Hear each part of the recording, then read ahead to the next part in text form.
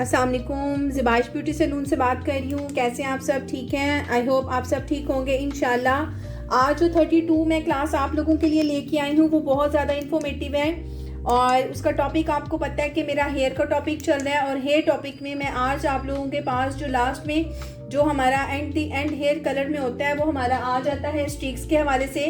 तो 9 और 10 को मैं आप लोगों को आज जो है वो आपको बताने लगी हूँ कि 9 जो नंबर होता है, ठीक है, वो भी स्ट्रिक्स में यूज़ होता है। ठीक है, आप इसको स्ट्रिक्स में भी यूज़ कर सकते हैं। बेस कलर में इसकी थोड़ी सी आपको आएगी प्रॉब्लम।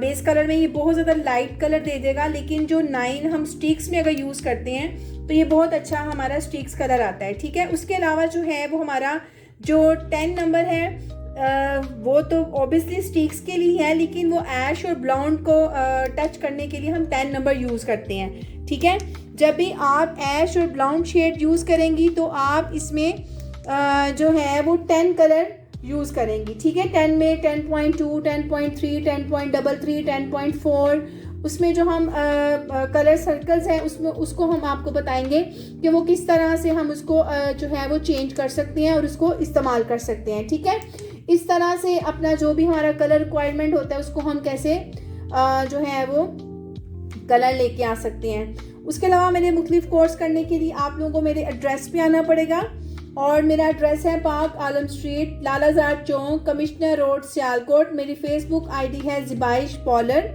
आप इसको लाइक करें, शेयर करें। उसके अलावा मेरा PTCL नंबर है 05246031140।